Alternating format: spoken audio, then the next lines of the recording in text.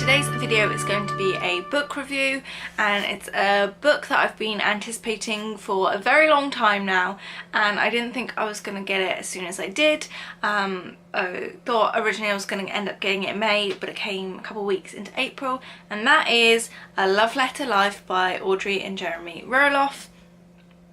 If you've not heard me talk about them before, which is hard to believe, then Jeremy was on the TLC show Little People Big World, and it followed him and his family, and obviously Audrey, his wife, came into it. They no longer do the show, but they have quite a few entrepreneur things that they do, including writing this book. So it's called A Love Letter Life, and basically it is partly based on their relationship and tells you about how their relationship grew from, you know, just starting as friends to dating to becoming married and now in their married life, and also how you can actively pursue your marriage, how you can seek out a better relationship. They do state that this is for single people, people in relationships, people newlyweds, people, you know, 30-40 years into their marriage. They think it really is for everyone, and you can take something away no matter what stage of relationship you're in. So that's sort of the premises of this book. Like I said, I was very intrigued in it. I ended up giving this 5 stars on Goodreads, but only because I don't think I could give it 4.5 stars. And I will go on to that in a bit. So I've got some notes written down. I apologise if this is slightly all over the place, but hopefully I can get this nice and concise for you. I do hope at some point to get Darren's input on this book, because he has actually bought the audiobook version of it. So I'd like to hear his opinion when he listens to that. I don't know if it'll be tagged along in this video, or if we'll do another video at some point, or I'll put it in like a monthly reads. But yes, let's get into the review. So I'm going to highlight a few aspects of this book, a few chapters, and just talk about what things, you know, I liked, what I took away from it, and some things maybe that I disliked. So let me start off straight off the bat with sort of the one thing that it's not even really a dislike, but it may be a dislike for you if you're picking it up. If you don't know them, they are Christians, and they heavily, you know, centre their world around God and Jesus and talking about their faith. Now, that's fine. They do include it, I would say, not really heavily, but it is a prominent feature in the book as they talk about parts of the Bible and scripture, and, you know, how their faith brought them together, and their relationship with God and Jesus. And if that is something you really don't like in a book, I wouldn't say it's necessary, it's not preachy, but it's just very evident in the book. And if that's something that you know, shy away from in your reading material, then this is probably not the book for you. For me, I could sort of just, you know, I could take it with a grain of salt, I could skim over a few bits. Me and my husband definitely aren't, you know, we're not Bible readers, we're not very heavily religious. We take religion and holidays with a pinch of salt.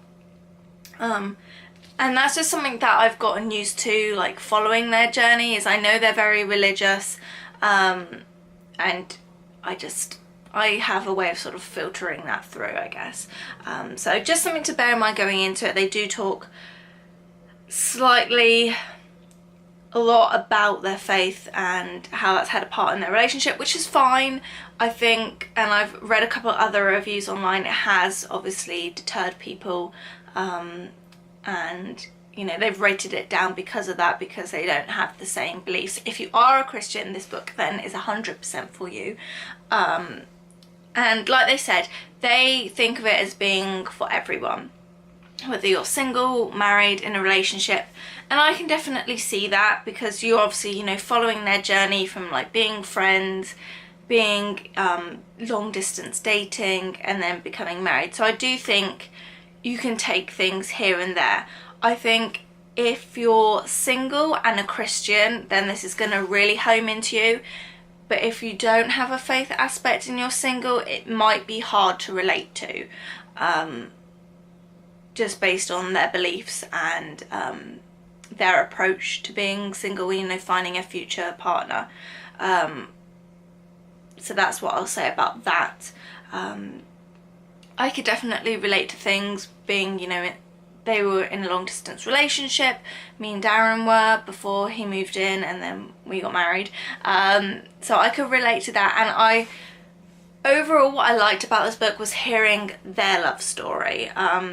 You know, from how, to start with, they went on a blind date. Audrey really wasn't that keen on him, and he really had to pursue her, and it took, you know, a couple of years before they started like actually becoming official, and it took her a year between Jeremy saying I love you to her saying I love you. And I think that's a testament to Jeremy, and he really, and I mean that's one of the taglines of this book is, well, it's like the main tagline, is to find and still seek, now that is love.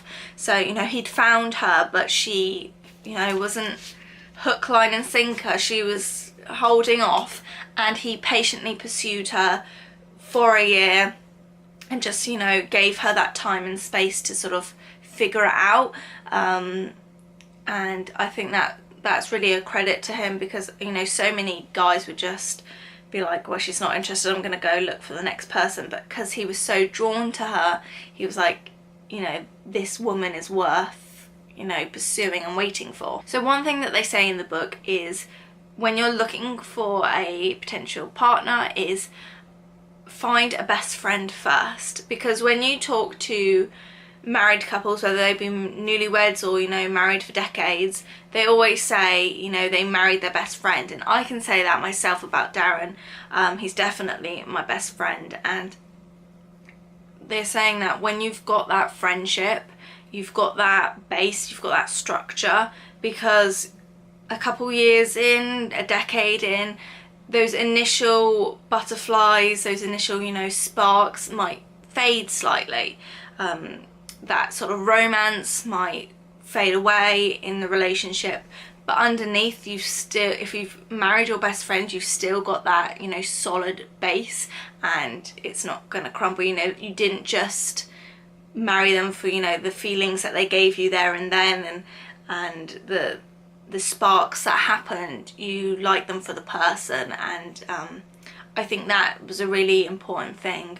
And I would definitely recommend, you know, find someone that is preferably a friend first, or someone that, you know, you just have that friendship feeling with, that could grow into something. Obviously you would want to be sort of, you know, physically attracted to them as well, but, you know, that's all personal preference and that sort of thing. So definitely finding a friend rather than going and saying I'm looking for like a boyfriend or a girlfriend, I think is really crucial.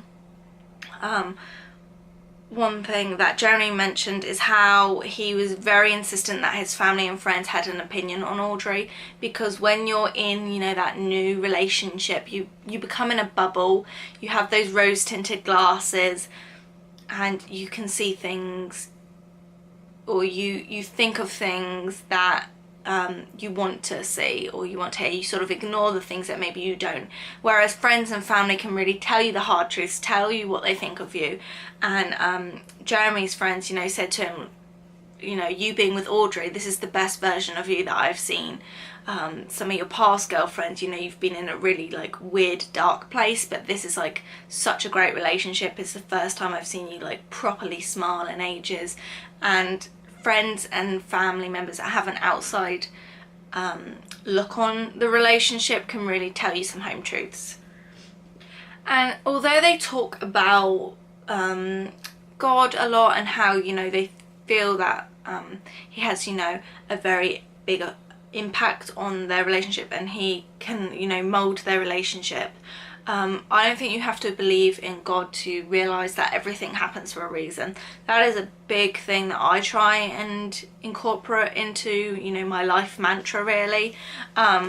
You know, Jeremy and Audrey did break up for a period of time, and you know, they put that down to, you know, a testing from God, and do they still want to pursue each other? Whereas like if you come from a non-religious point of view, you can just see that, you know, that was supposed to happen to give you lessons to learn, to have that individual time to, you know, look at yourself. And that's something that I would encourage if you've just broken up from a relationship. Really, and as much as it's hard at the time to be in a really awful place, just staying positive and thinking, you know, everything happens for a reason. That relationship might not work out because there is something bigger and better in store for me. Whether you think that's a universe thing or a God thing, that's what I try and, you know, focus on and try to believe. One thing that I didn't quite relate to was when they were doing their long distance relationship, and there were things that I did relate to, like you know, when you've seen them for a weekend and then you have to leave and you've got those like post weekend blues. I could relate to that. But one thing I didn't relate to was how they wouldn't talk to each other like on the phone for days. They felt like if they savoured up their conversations, then they would have more impactful and more, you know, meaningful conversations with each other. The start of mine and Darren's relationship, I couldn't go, you know, hours without talking to him. We were so like invested in finding out every detail about each other that we could definitely not have gone a day without talking to each other. And so that was something that I couldn't quite wrap my head around. Darren and I also wrote letters to each other, not probably as frequently as Jeremy and Audrey did. There were sort of more cards every now and again. Obviously we would give each other, you know, birthday cards, Christmas cards. When he'd send me flowers, occasionally there'd be a nice note in with them. But we did write some cards to each other because when you're long distance, you want something that you can open up when you're not with each other and feel that connection. So we'd often send each other cards. I did even a series of cards, and it was like, open this when you're missing me, open this when I've just left, open this when you're thinking about our future, things like that. That little series of like note cards that he could open and still feel connected to me even if he couldn't like reach me on the phone. So there are a couple of tools that I'd say that Jeremy and Audrey have used over their relationship that I would be interested for me and Darren to do. One of them is finding your love languages. Every person, every couple has different ways that they like to be shown love and how they like that to be expressed. And you can go and like do a test to see what your love language is. And those range from, you know, getting physical gifts to words of affection, you know, actions. So different things that you can find out about yourself, and through finding out what you and your partner's love languages are, you can, you know, learn more about them. And that sort of ties hand in hand with the Enneagram, which was something I'd never heard of until I heard them talk about it. And basically it doesn't have to be, you don't have to be in a relationship to do this. It's a purely personal thing that you can take, and a test you can take. And there's basically this Enneagram scale from 1 to 9, I believe, and you obviously answer a load of questions about yourself, and it tells you what number you are, and based on that it tells you, you know, different characteristics about yourself and how you see things in the world, how you approach things. And obviously when you do that with a spouse, you can see not only how they work but how your two numbers work together, and it can help you really understand really where some of their maybe behaviours and their traits come from, why they do things a certain way and why they're different to yours. So that would be something that I'd be interested in me and Darren doing, and just, you know, diving more into our personalities and how they interact with each other. One thing that I think is super important that they talk about is learning new things all the time about your partner, especially if, you know, you get in a relationship very young, if it's, you know, a high school sweetheart romance type, you know, you're very young and you're naturally going to grow as you know, the years pass and you're gonna become different people. And I think it's important, if you want that relationship to stay together, that you know, not only grow with them but find out what their new interests are, what things, you know, affect them differently. And that can be said, you know, through the decades if you're in a long-term marriage. You know, 1 year it's not going to be the same to the next, and you'll constantly need to find out more new things about your spouse. Always keep you know, pursuing that interest and that knowledge, and learning about your other half, really. There is one chapter in this book called The Principle of Sharing, and they actually talk about this, and a couple other different chapters are on their podcast. So if you, for whatever reason, either don't want to pick up the book, or your book's not come yet, or you are more into like an audio version but you don't know if you want to get the audio book yet, head over to their podcast, because that is free. And there's maybe like 3 episodes where they talk about different chapters in their book, and it's taken straight from their audiobook, so you really get a snippet of what their book is like.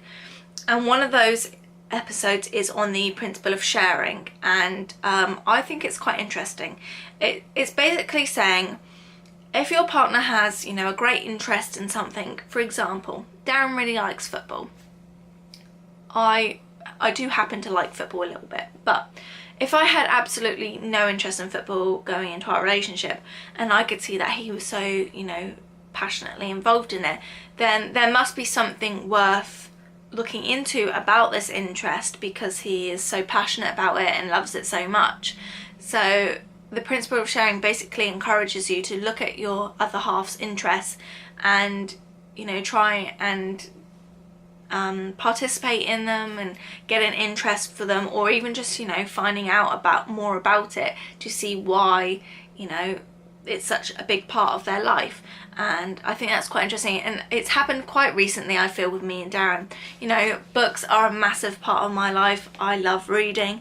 Darren has never been a reader, mainly because he is dyslexic, but he has recently come into the audiobook world, and the last book he just finished was Michelle Obama's book, and so we've been able to talk about the book together, which has been lovely, because usually it's just like a one-way conversation, me telling him something that's happened in my book, but we can have a really good discussion about it, and it's something, you know, that we can talk about. And I feel it's nice that he can now see why I love reading so much, even if it's not like straight reading from a book, it is listening to it.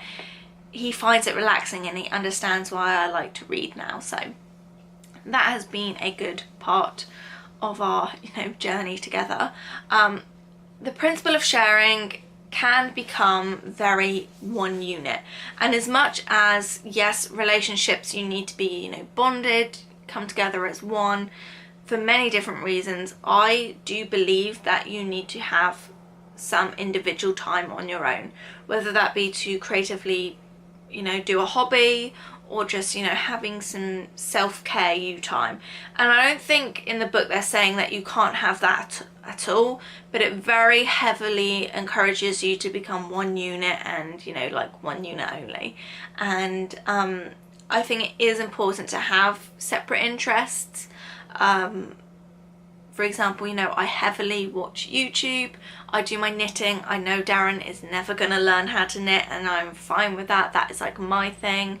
And as much as, like, in relationships you shouldn't have, you know, that's mine, that's yours, with certain things like money and other different things, sometimes it's good to have your own individual things, because at the end of the day you came into this relationship as 2 separate people, and you don't want to particularly lose your identity. And that's something that they didn't talk about too much in the book, so I can't comment whether that's something they believe or not, but I do think at the end of the day you need to have some sort of boundary and have your own little things. For example, I'm doing this right now, Darren's playing his FIFA downstairs, and we're okay with that. We're okay with having, you know, a little bit of separate time. now, because we know for the rest of the day, you know, we're going to be spending time together. So that's just something that I wanted to mention, that I do think it's important to have, you know, your own time, but also, you know, recognising that time of being together as one unit. So the last sort of chapter that I will end on is the chapter about the purity battle. Now again, that is obviously related to a very religious perspective, and there's probably going to be a lot of people that read this book that don't relate to that. Obviously they were virgins up until their wedding day.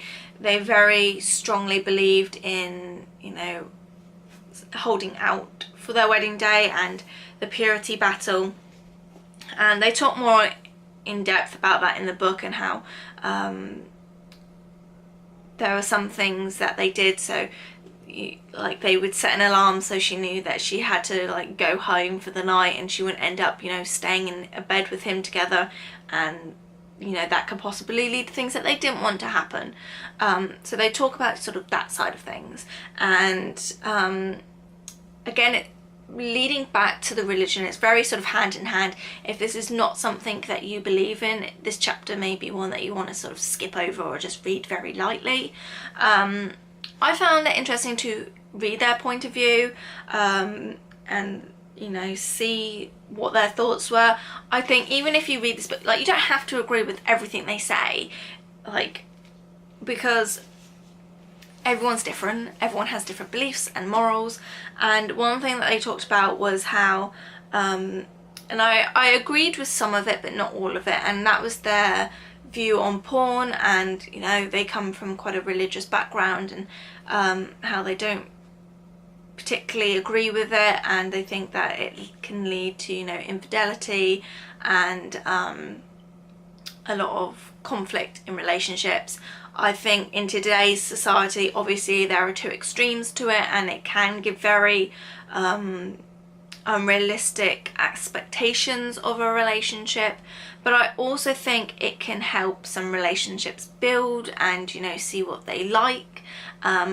And unfortunately, a lot of teenagers coming through today's society don't get the sex education talk at school, or as in depth or as good as it should be, and they do end up turning to the internet and porn to, you know, educate themselves. So I didn't agree wholeheartedly with that aspect of their thoughts, but I could see where some of it was coming from, as in it gives the unrealistic expectations of what sex should be and what relationship should be like, and there's a very fine line in that industry with it being good and bad. So that was an interesting topic to read about. But overall, I really did enjoy this book. I think the main thing that I liked about this book was getting to know them and their story a bit better, rather than, obviously I enjoyed hearing, you know, their tips and what they thought about marriage and relationships and how to improve it, but I really enjoyed, you know, just hearing more about their relationship, their struggles. I've been following Jeremy specifically on Little People Big World, you know, since it started. Me and my mum would sit down and watch it, especially when we were in the States, because obviously it was more popular out there. And it's been interesting to see them develop and go through these new journeys. And I enjoyed, you know, hearing about their leading up to the wedding day, because obviously they did film that for the show, and it was interesting to hear, you know, the backstory.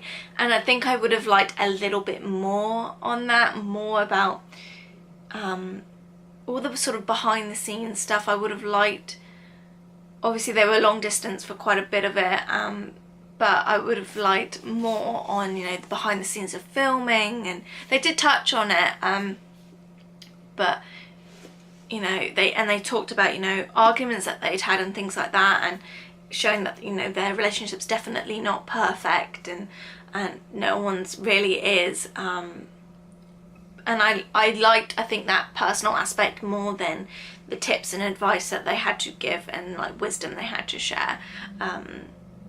So yes, that is my review on A Love Letter Life. But yeah, I really enjoyed it. I read it very quickly, and I would recommend it if you are especially if you're a Christian. I think you'll definitely benefit from this book. But even if you're not, there's things to take away from it. Like they said, it is really for everyone. I think you'll probably benefit for it the most if you're in a relationship at the moment. If you're in a serious relationship looking to get married, I think that is where the sweet spot is with this audience. But it does have aspects, you know, if you're single and if you're married. So yeah, if you've read this book, let me know what you think down below. Did you enjoy it? Were there aspects that you didn't like so much? Let me know, and yes, I will see you in my next book review. Bye guys!